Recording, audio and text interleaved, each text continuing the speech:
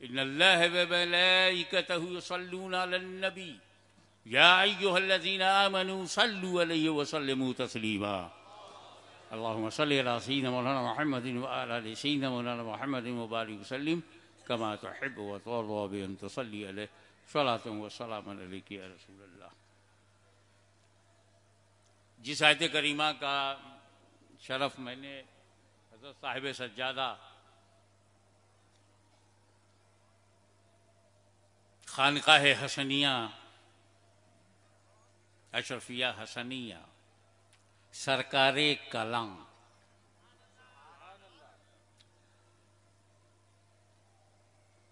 खानवादे अशरफिया का मुकद्दर ही है। उसमें ख़ास तौर से जिस शाख से साहिब सज्जादा का ताल्लुक़ है, 2 मरतबा सरकारे कलां होने का शरफ हासिल हुआ। मौलाए कायनात अली मुर्तज़ा के बेटों में जो सरकारे कलां है वो इमाम हसन है।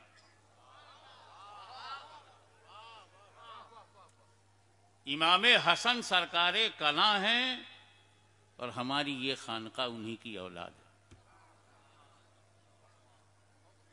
फिर दूसरा मौका आया जब मखदूमुल आफाक सैयद अब्दुल रज़्ज़ाक नूरुल ऐन के 4 बेटे थे तो 5 एक कम उम्री में वसाल कर गए, बचे 4। उसमें शाह हसन, शाह हुसैन, शाह अहमद, शाह फरीद। तो जो वहां सरकारे कलां है वो शाह हसन है, उसकी ये साहिब सज्जादा है। तो हम लोग डबल सरकारे कलां हैं।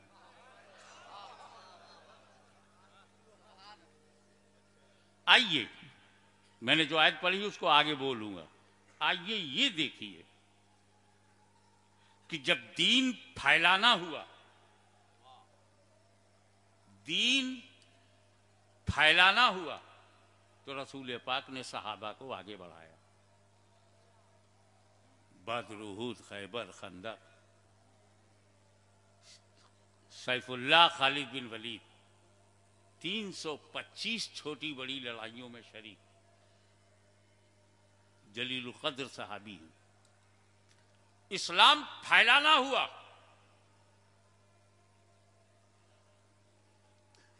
तो चुना गया सहाबा को, लेकिन जब इस्लाम बचाना हुआ तो चुना गया अहले बैत को। जो इस्लाम फैलाते हैं वो सुन्नते सहाबा पर अमल करते हैं, और जो इस्लाम बचाते हैं वो सुन्नते अहले बैत पर अमल करते हैं। एक टुकड़ा पेश करूंगा। जब बचाना हुआ तो इमाम हसन चुने गए, उम्मत बिखरने न पाए, सवादी आजम टूटने न पाए, रसूल पाक की बनाई हुई उम्मत में इत्तेहाद हो,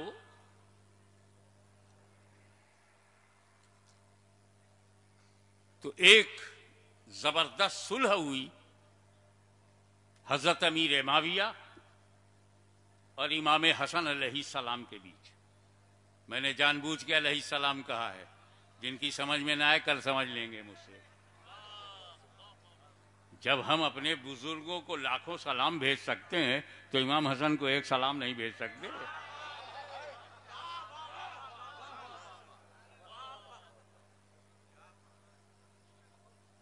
अरे अस्सलामु अलैकुम जब आप किसी मुसलमान से कहते हैं सलाम ही तो भेज रहे हैं, वालेकुम सलाम में वो भी तो सलाम ही वापस कर रहा है। तो गुलामों के लिए हो सकता है, इमामों के लिए नहीं। ये मौजू अलग है। अगर मुस्तरिब ज़हन होगा तो कल मुझसे मेरे घर पे मिल लीजिएगा।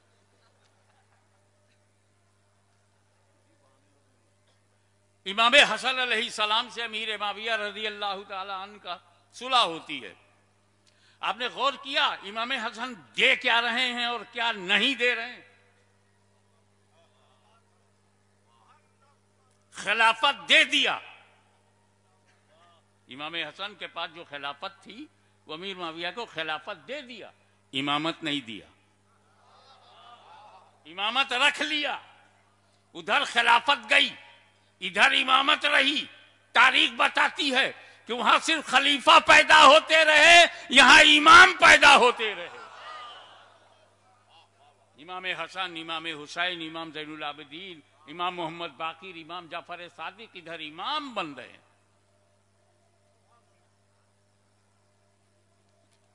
इसका मतलब है सुन्नी मुसलमानों, इत्तेहाद ही में जान है। और अगर दो सुन्नी आपस में एक हो जाएं तो ये सुन्नत इमाम हसन है।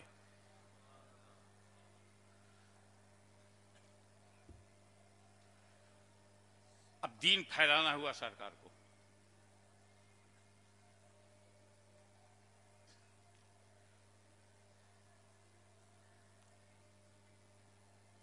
ये जैसे किसान फसल उगाता है, वैसे उम्मत की नस्ल कैसे बढ़ाई जाए, तो तरीका ये है, जिस इलाके में जिस जहन के लोग हैं उनकी जहनियत के मुताबिक बीज भेजा जाए। वो इलाका जो बेवफाओं का है, बुज़दिलों का है, ताकत के आगे झुक जाते हैं, तलवार के आगे झुक जाते हैं, इक़्तिदार के आगे झुक जाते हैं, पावर के आगे झुक जाते हैं, चमत्कार के आगे झुक जाते हैं, कुदरत के आगे झुक जाते हैं, तवानाई के आगे झुक जाते हैं, एक दबंग बात कर दी जाए तो झुक जाते हैं। बुलाया इमाम हुसैन को, दो डंडा पड़ा तो सब बदल गए। ऐसी बेवफा कौम, ऐसे इराकियों में कौन सा बीज भेजा जाए? तो मदीने के बीज भंडार से गौसे आजम को भेजा गया, जिसका दबदबा देखकर, जिसकी कुदरत और तवानाई देखकर, जिसकी करामतों और अजमतों को देखकर इन बुज़दिलों में बहादुरी का रंग आ जाए। और आप देखिए ना, ये तुर्किस्तान, ये अफगानिस्तान, ये पहाड़िस्तान, ये पत्थरिस्तान, वहां के लोग आदमी तो हैं मगर दिल पत्थर, दिमाग पत्थर। ऐसे पथरीले इलाके में मदीने का एक बीज भंडार से निकाला गया बीज नक्शबंद के सूरत में भेजा गया। वो कड़क है तो सिलसिले नक्शबंदिया भी कड़क है, लेकिन जब मेरे नबी की आंखों के सामने हिंदुस्तान आया, यहां कौन सा बीज भेजा जाए? इसलिए कि न इराक की तरह है, न कूफा की तरह है, न बसरा की तरह है, न काबुल की तरह है। ये भारत ऐसा है कि यहां तो रंग ही अलग है। ये तो देश है गीत का, मीत का, प्रीत का, संगीत का। यहां इस्लाम को फैलाने के लिए कौन सा बीज भेजा जाए? तो निगाहे मुस्तफा ने जिस बीज का इंतखाब किया उसे ख्वाजा गरीब नवाज के।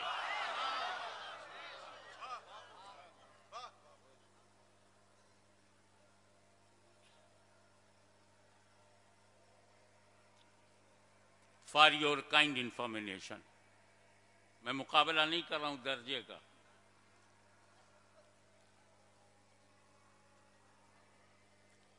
दर्जे की बात नहीं हो रही है, सर्विस रिकॉर्ड की बात कर रहा हूं।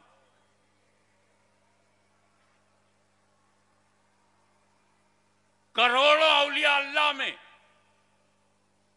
सिर्फ ख्वाजा गरीब नवाज की अकेली जात है जिसने अकेले अपने हाथ पर 90 लाख गैर मुस्लिमों को कलमा पढ़ाया।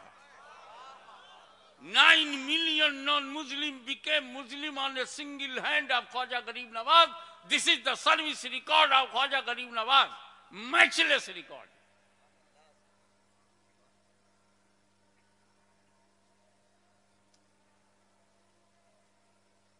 उन्होंने इस्लाम फैलाया। सिलसिले चिश्त अहले बहिश्त का ख्वाजा वलियों का राजा, बड़े बड़े वलियों का महाराजा, उसने इस्लाम फैलाया। चिश्ती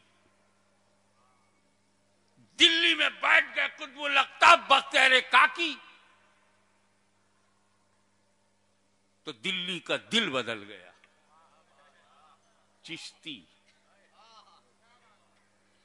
बाबा फरीद गंजे शकर ने पाक पटन में जो डेरा डाला, तो पंजाब में इस्लाम के नए नए फूल खिलने लगे, वो भी चिश्ती।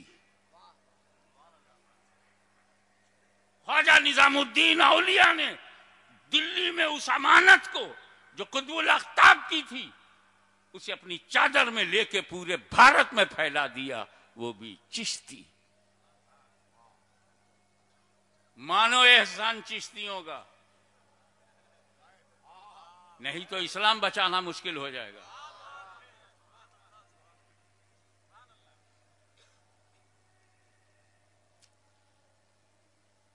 ख्वाजा निजामुद्दीन महबूब इलाही ने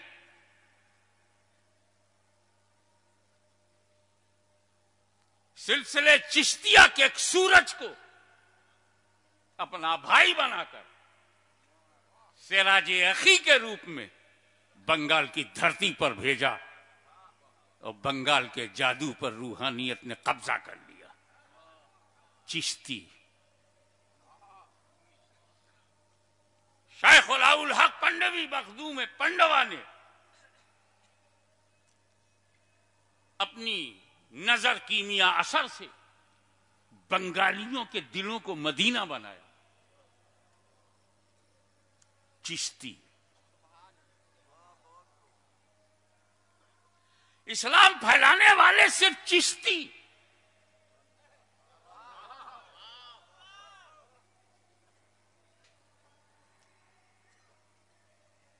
सिमनान बंगाल और हरमैन के बीच में, वैसे तेहरान और बगदाद के बीच में, लेकिन सेमनान के बादशाह को जब खुदा की मार्फत, जरूरत मुर्शिद,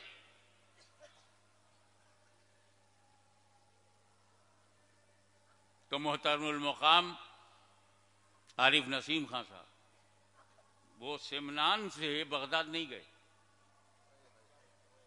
वो सेमनान से मदीना भी नहीं गए, वो सेमनान से भारत आए और सिलसिले चिश्त अहले बहिश्त का हिस्सा बने। इसके लिए 2 साल तक पैदल चलकर सेमनान से वो पंडवा पहुंचे हैं। 2 years continue on foot journey. Chishti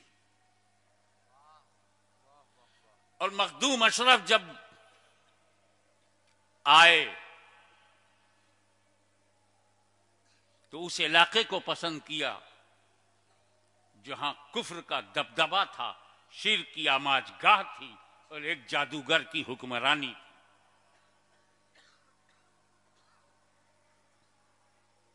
तफसील में नहीं जाऊंगा। जादूगर कदमों में गिरा और इजाजत चाहिए कि मेरे 5 लाख शागिर्द हैं, पूरे हिंदुस्तान में फैले हुए हैं, आप इजाजत दीजिए तो मैं अपने सारे शागिर्दों को लेकर के आऊं। चंद दिनों में सारे जादूगर इकट्ठा हो गए और मखदूम शमनानी के कदम नास पर सरे नियाज झुकाकर कलमे तौहीद पढ़ा। और जब 5 लाख लोगों की पहचान कटी, उस जमाने में सर के सारे बाल छोटे होते थे और कुछ बालों को लंबा किया जाता था, वो सर से भी ऊंचा दिखाई दे। 5 लाख ऐसे बाल जब कटे होंगे,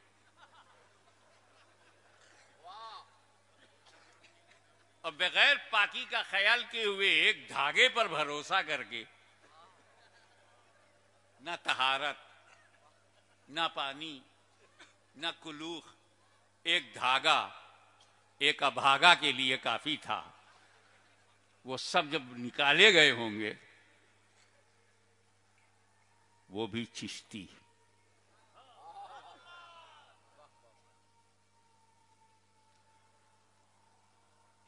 दक्कन में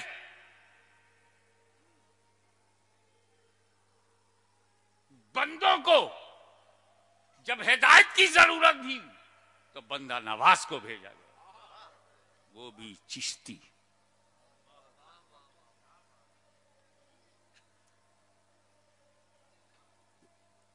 सबे सनाबिल शरीफ, जिनके बारे में आला हजरत ने फरमाया कि ये बारगाह रिसालत में मकबूल किताब है, उस मकबूल बारगाह रिसालत में जो किताब मकबूल है, उसका मुसन्निफ मीर अब्दुल वाहिद बलगरामी चिश्ती। ये तो इस्लाम फैलाने वाले चिश्तियों का नाम है।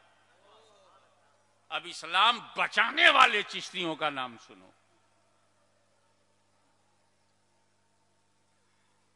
बहादुर शाह जफर के जमाने में जो पहला फितना इस्माइल देहलवी की वजह से आया, मोहम्मद बिन अब्दुल वहाब की अरबी में लिखी हुई किताब किताबुत तौहीद को जब तक़वीतुल ईमान में फारसी में पेश किया गया, आजकल उर्दू में आ रही है, तो ये दौर था बहादुर शाह जफर का आखिरी दौर था। जामे मस्जिद में जिसने इस्माइल देहलवी को मिट्टी में मिला दिया, उसका नाम है इमाम फजले हक खैराबादी, वो भी चिश्ती। जब वहाबियत के मुंह पे पहला तमाचा मारा है, तो वो तमाचा चिश्ती का है।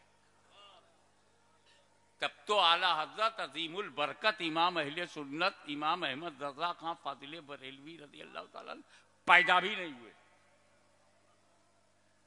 वहाबियत की धज्जी उड़ाया चिश्तियों ने, मुनाजरा किया चिश्तियों ने। फजले हक खैराबादी के साथ जो उनकी जमात थी, मुफ्ती सदरुद्दीन आजुर्दा चिश्ती, अब्दुल हक चिश्ती, मौलाना मुनव्वरुद्दीन चिश्ती,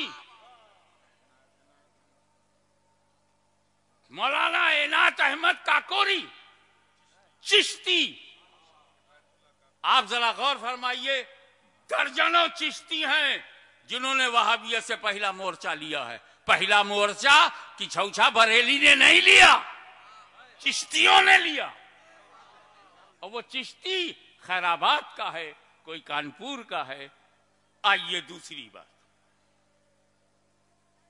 तो ये मत कहना कि चिश्तियों के कारनामे में अपना नाम मत डालना।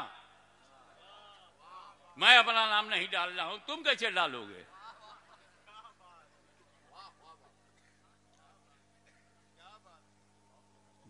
तीसरा फितना आया। उस तीसरे फितने को, तो तीसरा फितना बताता हूं कितना, समझना उतना, कहूं मैं जितना। 3 किताबें, ये कोई फिरका नहीं था, 3 किताबें थी। किताब लिखना फिरका बन जाना नहीं होता।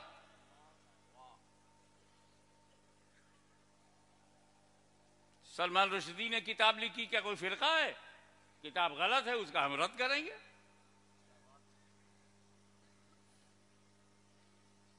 तस्लीमा नसरीन ने किताब लिखा है, अगर गलत है मुझका तस्लीमा नसरीन कोई फिरका है?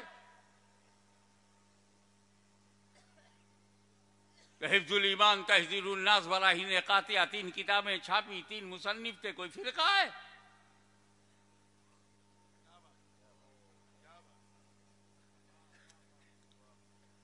और ये अजीब इत्तेफाक है, ये सब सहारनपुर जिले के हैं।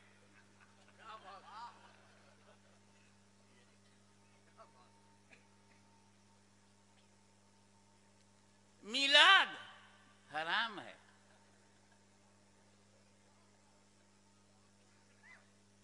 मिलाद मीलाद तो हराम हो ही नहीं सकता।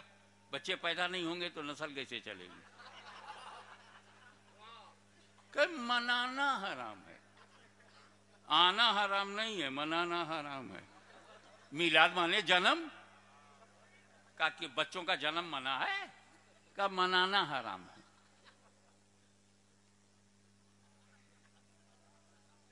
फातिहा करते हो तो खाना आगे क्यों रखते हो? पीछे रखो ना।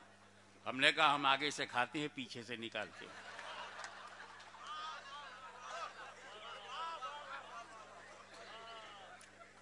बिरयानी पीछे रखना तुम्हारी किस्मत है। हम तो बिरयानी आगे रखते हैं, आगे ही उठाते हैं, आगे ही में ले जाते हैं। जब बिरयानी बिगड़ जाती है तब पीछे जाती है।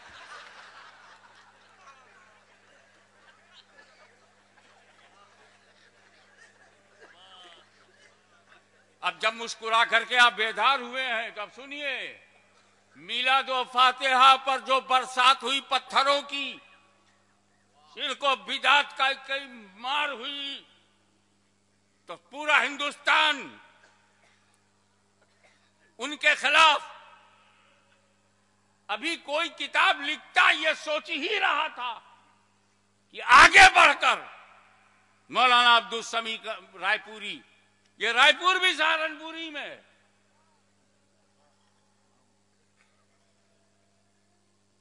बागी भी उसी जिले के हैं और मुजाहिद भी उसी जिले का है। और ये सब हाजी इमदादुल्लाह मुहाजिर मक्की रहमतुल्लाह ताला अलैह के मुरीद हैं। आप सही में भिड़ गए।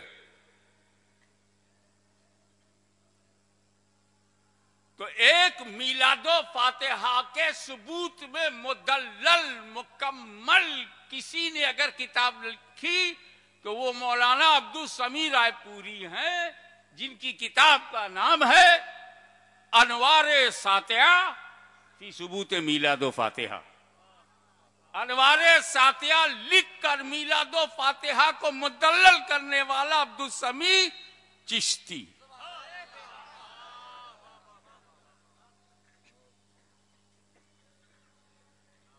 और जिसके उर्स में आप आए हैं खुल्लम खुल्ला चिश्ती।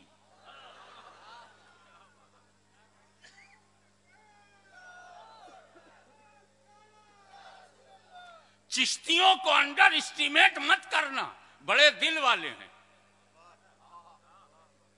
ये हिंदुस्तान में आए तो औरों को भी आने दिया। कादिरियो आओ, नक्शबंदियो आओ, मुजद्दिदियो आओ, सोहरवर्दियो आओ, बड़े दिल वाले हैं।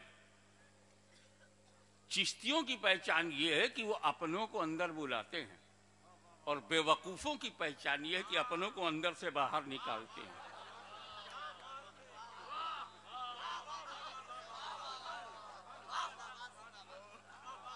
अरे अंदर लाने के लिए हिम्मत चाहिए, कलमा पढ़ाने के लिए गरीब नवाज का दिल चाहिए, कल मुसलमान बनाने के लिए मखदूम अशरफ का हौसला चाहिए।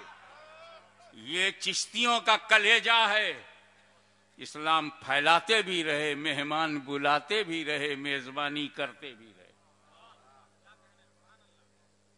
टकराव के रास्ते पे चिश्ती नहीं चलता, क्योंकि चिश्ती बहिश्ती है, भिश्ती नहीं है।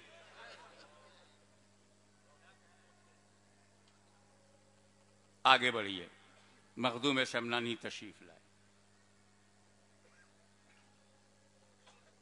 पूछा गया, अगर किसी बंदे को यह मालूम हो जाए पक्का, सुनने वाली बात, यकीनी तौर पर मालूम है, कन्फर्म, कि 7 दिन के बाद मर जाएगा, he will die after 7 days, तो मखदूम साहब से पूछा गया वो बंदा कौन सा अमल करे, क्या करे कि इतनी नेकियां हो जाएं कि आखिरत में वो सुरखरू हो। सिर्फ 7 दिन उसके हाथ में है। तो मखदूम शमनानी ने फरमाया उससे कहो कि वो फिक़ह पढ़े, शरीयत पढ़े, ये नहीं कहा वजीफा करे।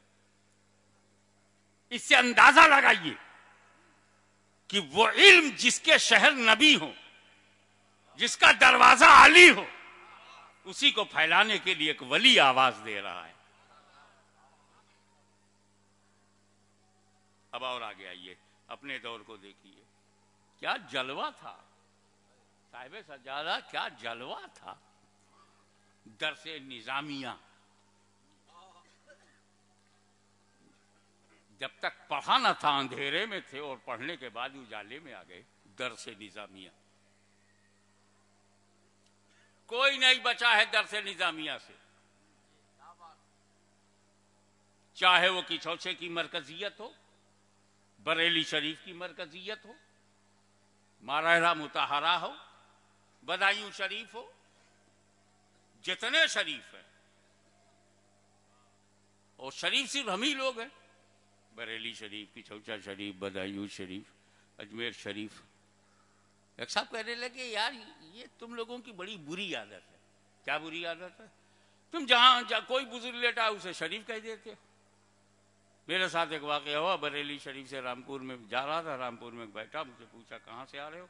बरेली शरीफ से आ रहा हूँ। रहते कहाँ हो? मैं किछौछा शरीफ को। बिगड़ गए। का शरीफ दुनिया में दो ही हैं। कौन कौन शरीफ है? मक्का शरीफ और मदीना शरीफ, बस दो ही शरीफ हैं, मक्का शरीफ, मदीना शरीफ। तो आप मौलाना खलील अतहर को जानते होंगे, उनके वालिद गालिब भाई, वो रामपुर में मुझसे मिलने आए।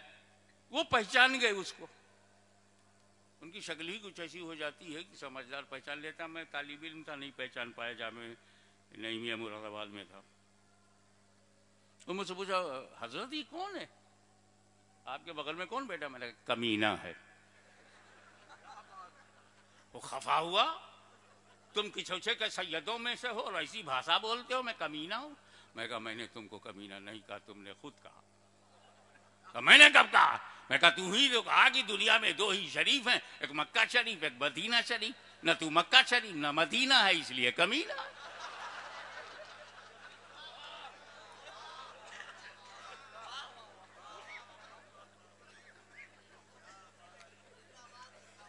दरसे निजामिया का फैजान किछौछे में।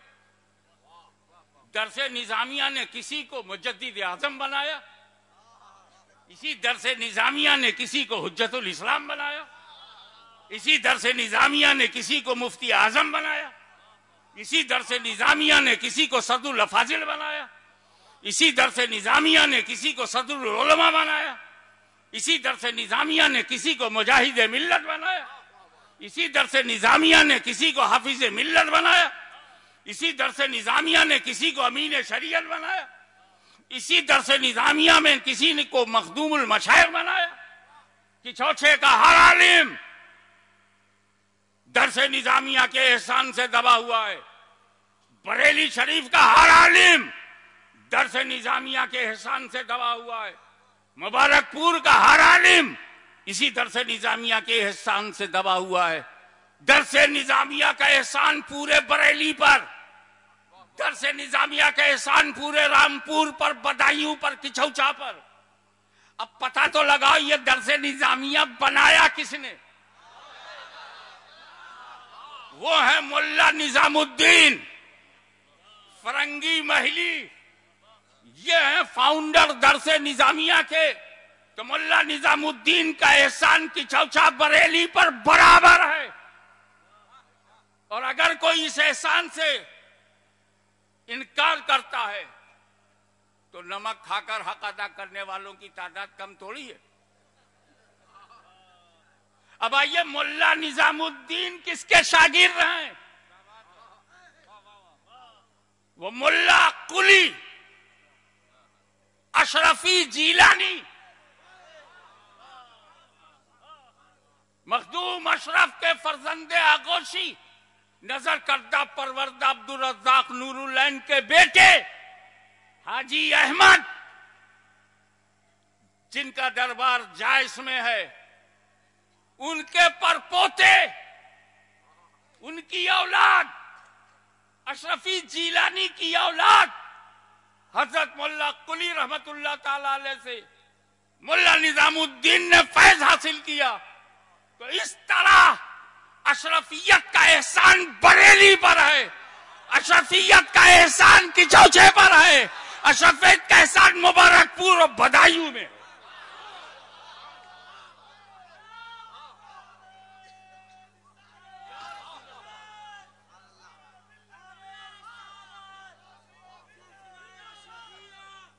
आपकी तवज्जो एक लम्हे के लिए और चाहूंगा। यह तो है फैजाने सिलसिले आलिया शरफिया। अब आइए कारनामा। जब अंग्रेजों का आखिरी दौर है,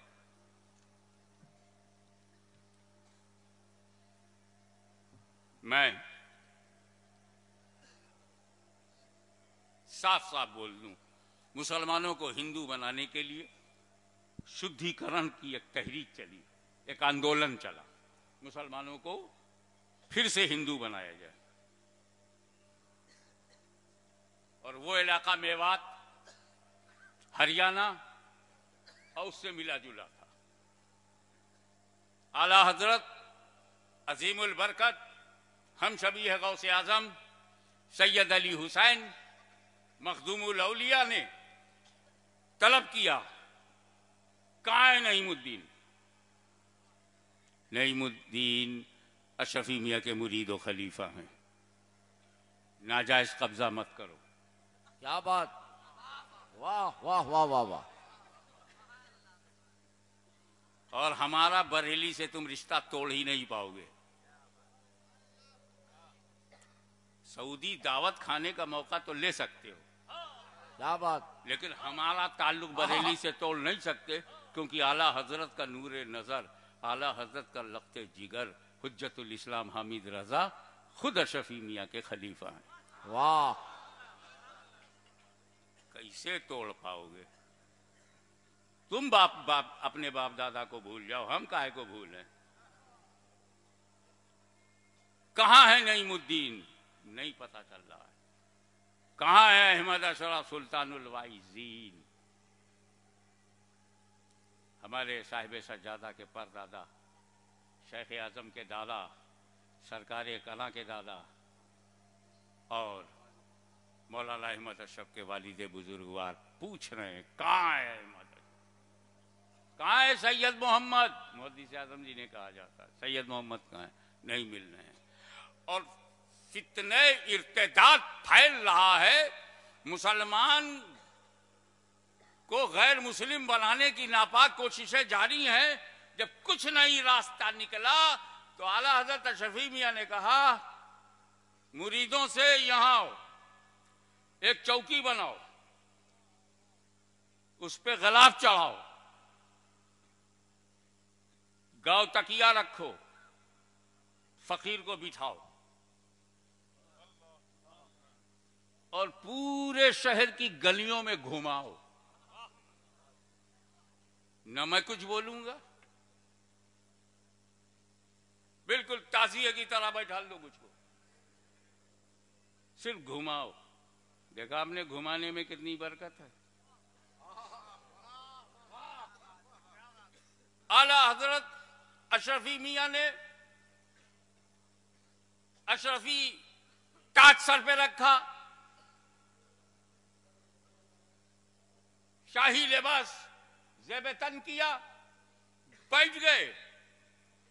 तमाम इलाके के मुसलमान गवाह हैं कि जिस गली से इन्हें गुजारा जाता था, सारी गलियां कलमा पढ़ने लगी। वाह, नारे तकबीर, नारे रिसालत, जश्ने दस्तारे फजीलत, हुजूर गाज़ी मिल्लत।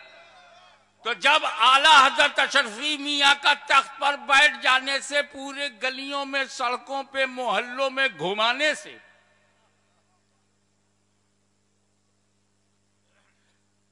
जो लोग हिंदू बन गए थे वो भी तौबा करके इस्लाम में दाखिल हुए। ये अभी चंद साल पहले की बात है।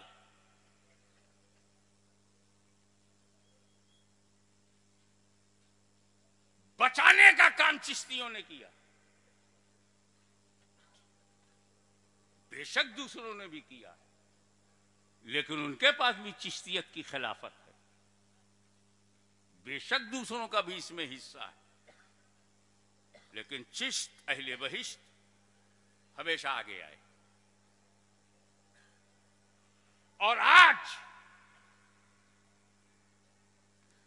शरीयत मुत्तहरा पे जो हमले की कोशिश की जा रही है, इसमें भी आपने देखा कि सिलसिले चिश्तिया निजामिया अशरफिया का एक ताजदार शेख आजम के हाथों से जिसे सज्जादगी मिली, जिसमें सरकार कला की ईमा भी शामिल है, ताईद भी शामिल है, वो मैदान में आया।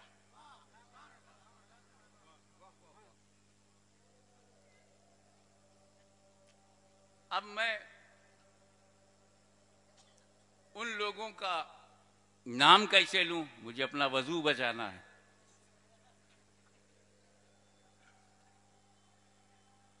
लेकिन डरना क्या,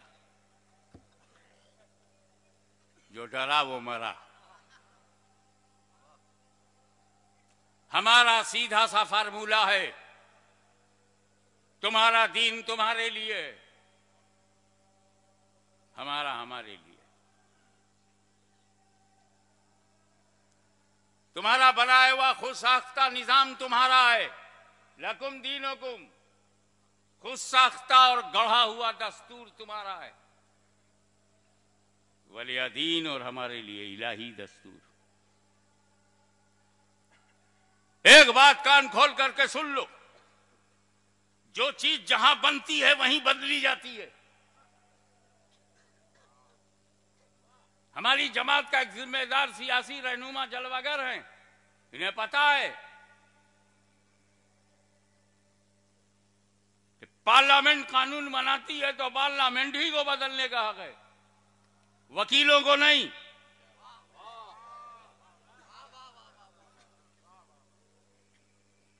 भारतीय संविधान में संशोधन का हक आपको है, क्योंकि ये आप ही ने बनाया, हमने बनाया, हमें हक है। लेकिन कुरान और हदीस से बनी हुई शरीयत ये अरब की जमीन पर बनाया हुआ दीन नहीं है, ये आसमानी दीन है, ये इलाही दीन है, ये मुस्तफा का दीन है, नबी ने दिया है। नबी से कहो वो बदले, तुमने बनाया नहीं, बदलने का हक कहां से आ गया? जब हम 125 करोड़ होकर ईरान का कानून नहीं बदल सकते,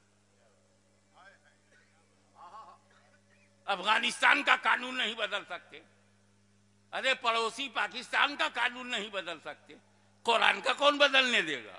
न तुम्हारा पड़ोसी है, न तुम्हारा बनाया हुआ है, न तुम्हारा नेबर है, न कुरान घुस के कहीं स्ट्राइक करता है और न अपने ऊपर किसी स्ट्राइक को बर्दाश्त करता है। आपस में पड़ोसियों में करते रहो, नो प्रॉब्लम। पब्लिक की डिमांड है, मेरा मानना है कश्मीर हमारे देश का अटूट अंग है, ये मेरा मानना है। लेकिन मैं पब्लिक की ओपिनियन की बात जो तुम लेके चल रहे हो, कश्मीरियों की भी ओपिनियन ले लो। वाह वाह वाह वाह वाह।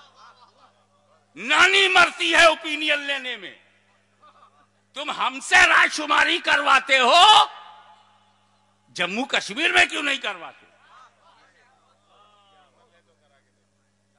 हिम्मत है तो श्रीनगर में ला कमीशन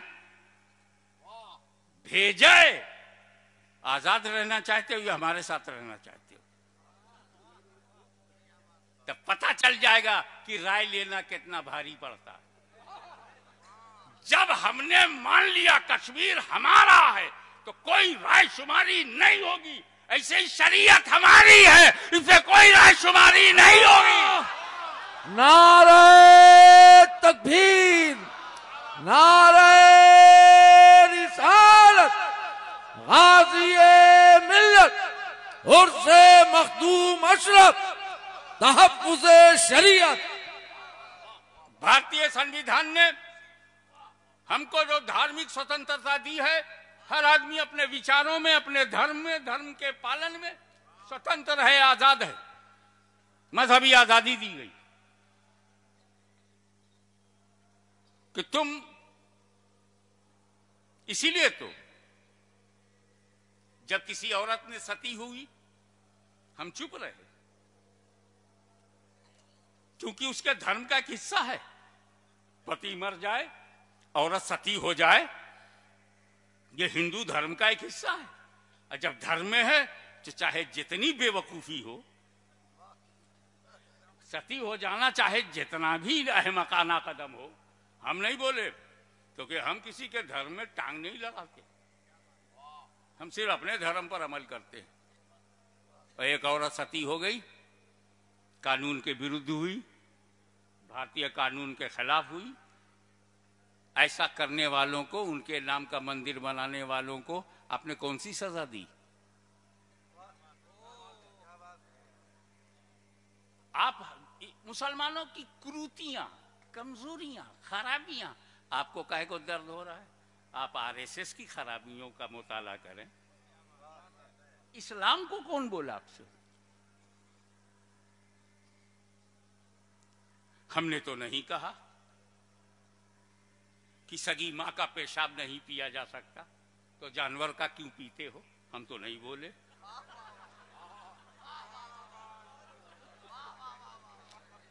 जिस मां के पेट से हमने जन्म लिया उसका मूत्र तो हम पीते नहीं। 2 टांग वाली अम्मा का हम पीते नहीं, और 4 टांग वाली अम्मा का हम क्यों पिए? तुम पीते हो, हम कुछ बोले नहीं।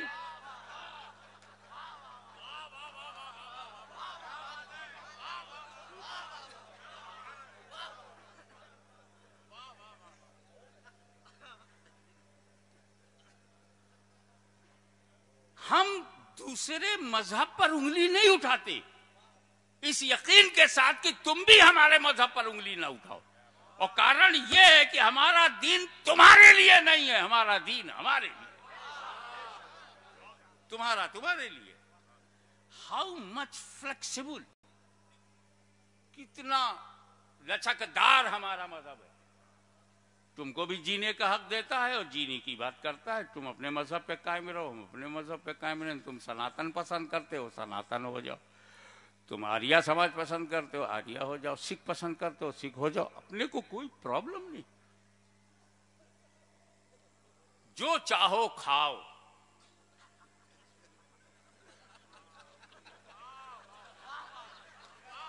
हमने तो कभी नहीं कहा कि इस्लाम में सूअर बहुत गंदा जानवर है, हम बर्दाश्त नहीं करेंगे कि इसको मार्केट में बेचा जाए। तुम बेचते हो, पालते हो, खाते हो, हम तो चुप हैं। हम कुछ खाते हैं तो तहकीक करते हो, होटल में घुसकर बोटियां चुनते हो। हमारी रोटी बोटी चेक की जाती है, इतना बड़ा सूअर हजम हो जाता है, कोई तहकीक नहीं होती। हम जानते हैं सूअर हमारे धर्म में गंदा है, गंदा है, कोई खाए खाए, हम टांग नहीं लड़ाते। कोर्ट के अंदर गवाह जिंदा होना चाहिए, मुर्दों की गवाही नहीं है, बेजान की गवाही नहीं होती। इसीलिए पेड़ पौधे गवाह नहीं बनते। पानी है, हवा है, आग है, कोर्ट में आदमी चाहिए, जिंदा हो, मौजूद हो, आंख से देखा हो और बोल सकता हो या लिख सकता हो। पूरी दुनिया का सिस्टम है कि गवाह का जिंदा होना जरूरी है, तब कोर्ट फैसला सुनाएगी। लेकिन तुम अपना विवाह 7 फेरा अग्नि को साक्षी बना के करते हो। क्या आग साक्षी बनेगी? क्या आग गवाही देगी? फिर भी हमने कभी नहीं कहा कि इसको बदल दो और सच्चे गवाहों को लाया करो। तुम्हारी आस्था से जुड़ा हुआ जो मसला है वो हमने तुम पे छोड़ा, तो हमारी आस्था से जुड़ा हुआ जो मसला है वो हम पे छोड़ो। वरना दुनिया में मुसलमान जीने के लिए नहीं है। शरीयत में हाथ डालोगे तो मरेगा हिंद में, पहुंचेगा मदीने में।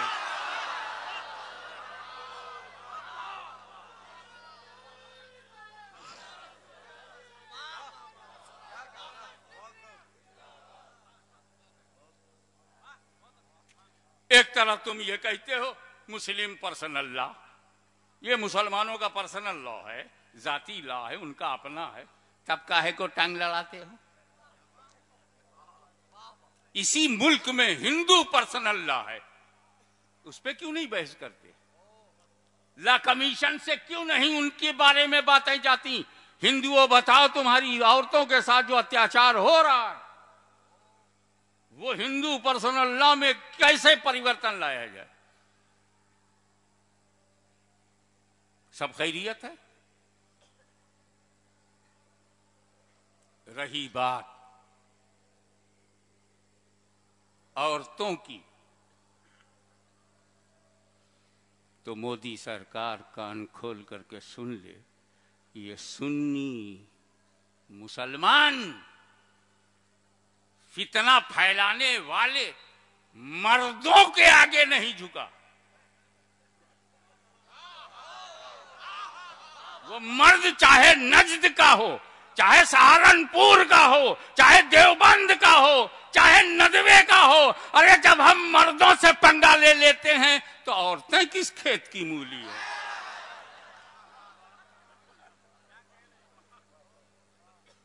चलो औरतों ही पे डाल दो। औरतें अगर ये कहें कि मोदी जी रिजाइन करें तो क्या औरतों की राय मान ली जाएगी?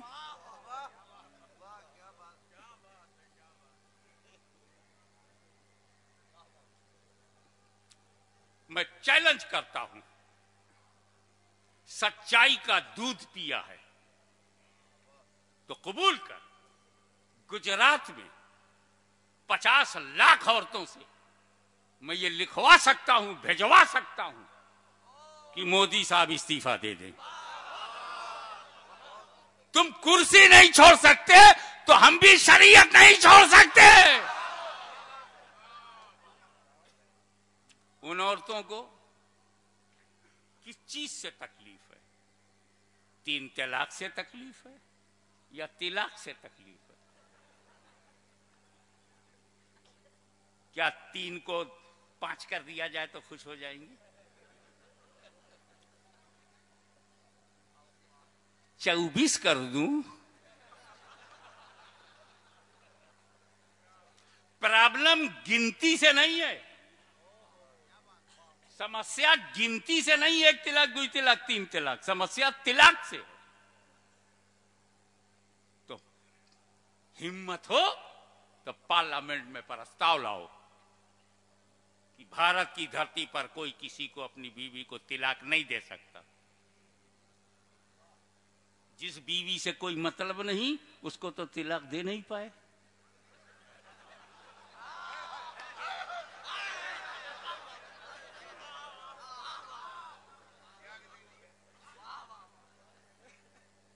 जहां आपने पति धर्म नहीं अपनाया उसे तो आप तिलाक दे नहीं पाए। तिलाक दुनिया के हर मुल्क में, तिलाक तमाम ह्यूमन सोसाइटी में तरीके अलग अलग हैं और तकलीफ तिलाक ही से होगी, गिनती से नहीं। ऐसा तो है ही नहीं 3 तलाक 3 तलाक, हमें 3 को किनारे करो, 13 कर दो। जिसको छोड़ना होगा वो 13 दे देगा। 25 बार में तिलाक होगी, जिसको छोड़ना होगा वो गिन के तलाक तलाक तलाक तलाक तलाक तलाक 25, हाँ 25 हो गया। मोदी जी की मंशा पूरी कर दी। अबे गिनती में कहां समस्या का समाधान है? समस्या जन्म लेती है तिलाक से। कानून बनाओ कि सही तिलाक दिया जाए।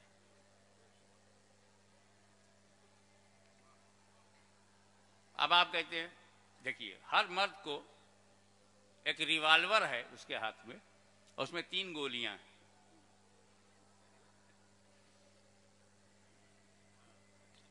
अब गोली उसने तीनों चला दी, ठाए ठाए ठाए, वो कब्रिस्तान जाएगा कि नहीं?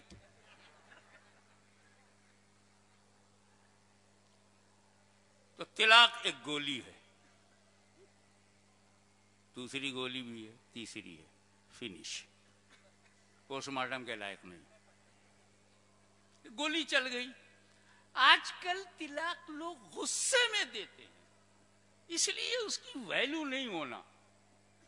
बैगा कब प्यार और मोहब्बत से तिलक दिया जाता है कि शौहर ने बड़ी मोहब्बत से बीवी को तिलक दिया, गुस्से में दिया हुआ तिलक है, गुस्से में। अच्छा, तो यही कानून बना दो, जो हरकत गुस्से में की जाएगी उसकी कोई सजा नहीं।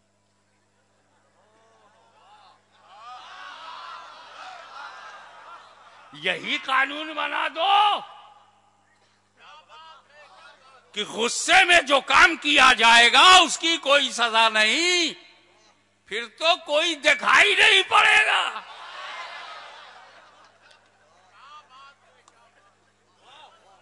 जब हमको पुलिस पकड़ेगी तुमने 5 आदमियों को मार दिया, हाँ, क्यों मारा? गुस्से में मारा।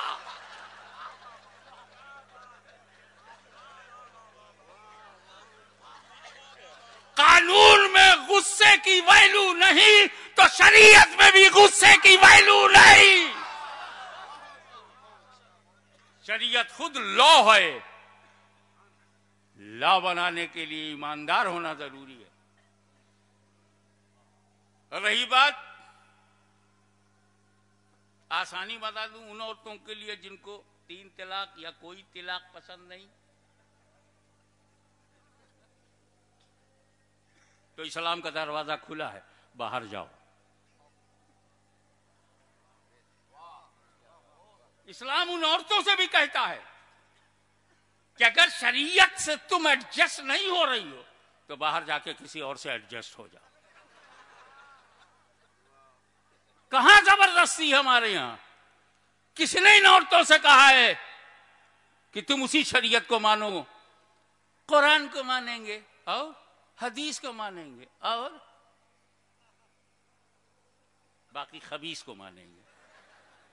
अरे भाई, इजमाई उम्मत, कानून बनाने के जितने तरीके पार्लियामेंट में हैं, पार्लियामेंट उसके बाहर नहीं जा सकती।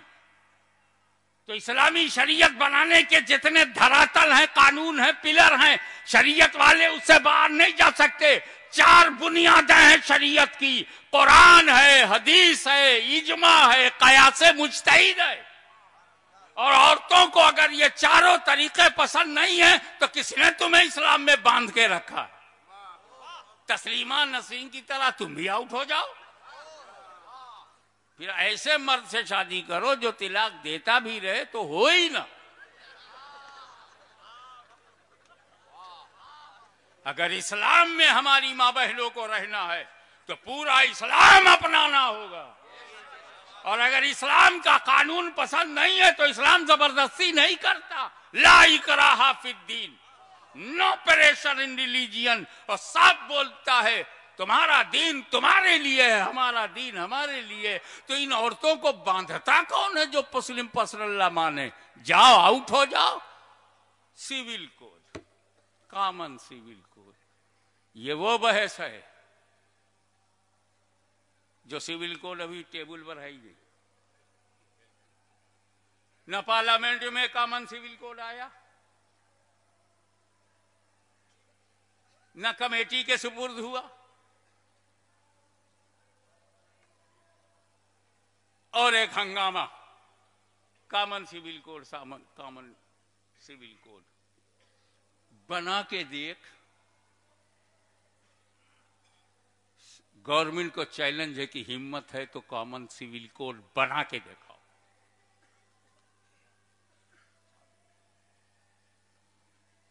करोड़ों हिंदू तुम्हारे खिलाफ खड़े हो जाएंगे, वो भी अपना धर्म छोड़ने को तैयार नहीं। करोड़ों सिख, ईसाई, मुस्लिम कैसे बना पाओगे? और आखिरी बात, चलते चलते, तुमने तो वादा किया था मैनिफेस्टो में, गरीबी घटाओगे, महंगाई मिटाओगे, करोड़ों नौकरियां दिलवाओगे, राम मंदिर बनाओगे। और पब्लिक से बड़े खुल के कहा था 56 इंच का सीना दिखा के अच्छे दिन आएंगे। बाहर में बैंकों में मुल्कों में जो काला धन है उसको हम वापस लाएंगे और इतना लंबा वो धन है, इतना ज्यादा है कि हर भारतीय के अकाउंट में 15 लाख आएगा। इलेक्शन में कहा कुछ, वादा कुछ। अबे पर्सनल लॉ के बारे में तो तू बोला ही नहीं था, कॉमन सिविल कोड का जिक्र ही नहीं है पूरी तकरीर में। सबका साथ सबका विकास, सबका साथ सबका विकास, और मुसलमानों को लड़ा रहे हो ये सबका साथ। तो जो वादे उसने किए चूंकि वो पूरे नहीं करने हैं तो आपकी तवज्जो को हटाने के लिए मुस्लिम पर्सनल लॉ का शोषा छोड़ा गया। तो उन बेवकूफों से कह दो हम मुद्दे से भटकने वाले नहीं हैं, तुम्हारा हिसाब बुलेट पर नहीं होगा, बैलेट पे होगा। तुम क्या समझते हो हम झांसे में आ जाएंगे? Divide and rule. अल्लाह का लाख लाख शुक्र है कि हमारे सरों पर चिश्तियत का साहिबान है, हमारा सरपरस्त ख्वाजा ख्वाजगान है, हम पर अल्लाह मेहरबान है। तभी तो गवर्नमेंट परेशान है।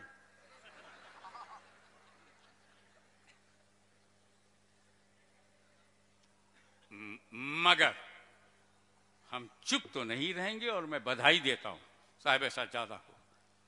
इन्होंने एक ऐसा सिस्टम बनाया है, वो WWW करके आगे कुछ है, आप जाएंगे उसमें आएगा प्रोटेस्ट, आप उसे दबा देंगे सीधे मोदी साहब के कारखाने में पहुंच जाएगा। एक साहब सुप्रीम कोर्ट में गए हैं मुस्लिम पर्सनल लॉ के बारे में फैसला लेने के लिए, ठीक है जाएं। ये लॉ कमीशन को किसने हक दे दिया कि मजहबी मामलात में दखल दे? लॉ कमीशन न कोई कोर्ट है, न कोई अदालत है, न कचहरी है। Law commission government of India का अपना डिपार्टमेंट है। इनकी हिम्मत है कि एक कमीशन भेज दे मोदी साहब की ससुराल भी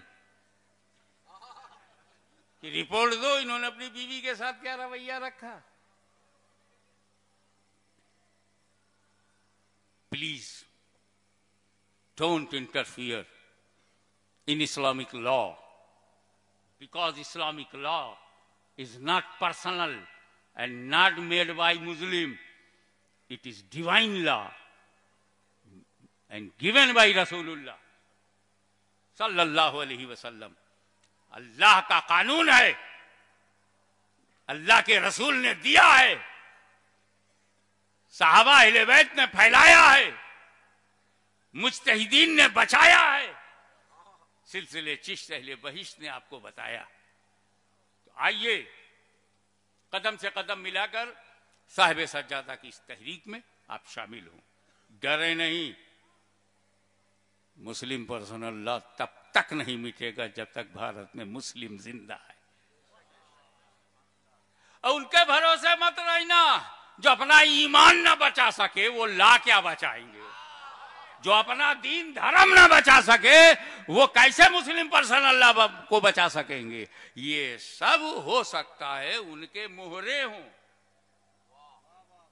तुम ऐसा चिल्लाओ, तुम ऐसा चिल्लाओ, और तो तुम इधर से बोलो, मर्दो तुम इधर से बोलो, लेकिन सवाद आजम जिंदा है, मखदूम का दरबार जिंदा है, सिलसिले कादिरिया, चिश्तिया, सोहरवर्दिया, नक्शबंदिया का फैजान जिंदा है, हमारा ईमान जिंदा है।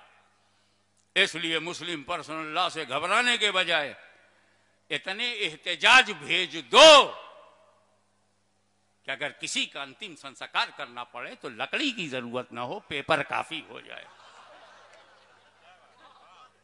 वाखिरु दावाना अनिल हम्दुलिल्लाह।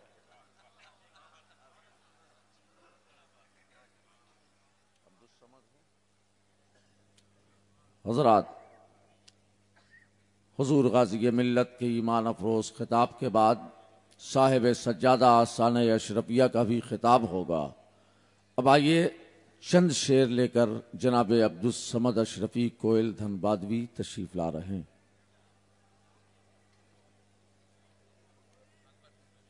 सिर्फ 3 शेर के लिए अब्दुल समद अशरफी कोयल धनबादवी।